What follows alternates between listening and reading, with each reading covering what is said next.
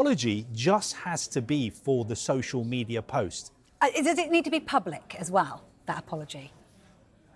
That I'm not sure. You know, sometimes Okay. we've got to say, I'm not sure. I've asked that question myself. I would assume that Erik ten Hag would prefer if the apology was public. But if Sancho returns to training, that would send out the message to the wider world that he has apologised anyway.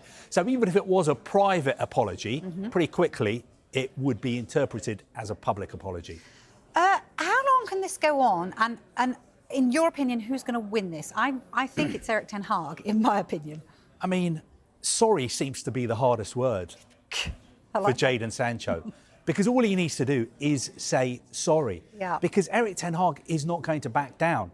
Erik ten Hag's credibility and authority is on the line. He can't be seen to be giving way to one of his players. So there's only really going to be one winner at the end of this, and that is going to be Erik ten Hag. Because there's no way, I mean, it's unimaginable. How can you imagine Erik ten Hag just saying, you know what, I don't really want you to say sorry, just come back, all is forgiven. Erik ten Hag has laid out the rules. He said what he expects from Jadon Sancho. And unfortunately, you know, Sancho is going to have to, at the end of the day, fall into line. Or you would have to say he'd probably have to leave Manchester United.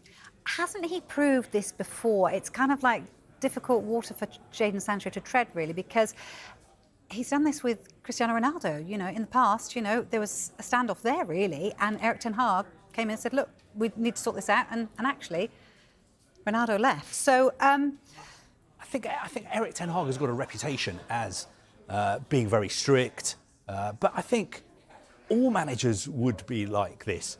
Without getting into the sort of nuts and bolts of he said, she said, what happened, what didn't happen. If you're a manager, you can't have a situation where one of your players is criticising you on social media minutes after you've said something in an interview. I think as far as Erik ten Hag is concerned, if you want to speak to me, if you've got an issue with my decisions or what I've said, come and do that in private. Come into my office, do that at the training ground. You can't conduct Manchester United's business on Instagram or on Twitter. And at the end of the day, there's a human being at the centre of this story as well. It can't be a nice position for Jadon Sancho to be in. It must be very difficult for him to be training on his own. There was some excellent reporting in the papers this morning, I think in the Mirror, saying that he's not even allowed to eat with his teammates.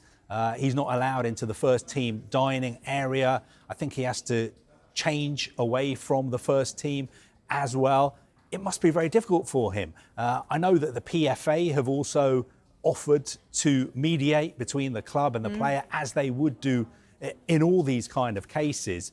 But you just think for Jadon Sancho's sake, he needs to sort this out. And if all it's going to take is a simple sorry, then I think most people in football would be urging him to say sorry so that he can get back on track with his career, because he's a fantastic player. He's proved that before. He just needs to get this over and done with as quickly as possible and get back to doing what he does best, which is playing football. And just very, very briefly, in his defence, you know, Erik ten Hag brought it into the public domain in the first instance, so it's kind of a difficult one for him too, isn't it? Yeah, I mean, of course, I'm sure if you sat down with him and spoke to him, you would have sympathy for him and his predicament, in the sense that he felt like he was being made a scapegoat. He felt like he was training well, and his manager said that he wasn't. But again, that is a conversation you have in private with your manager, not something you do on social media. All right, thank you for now.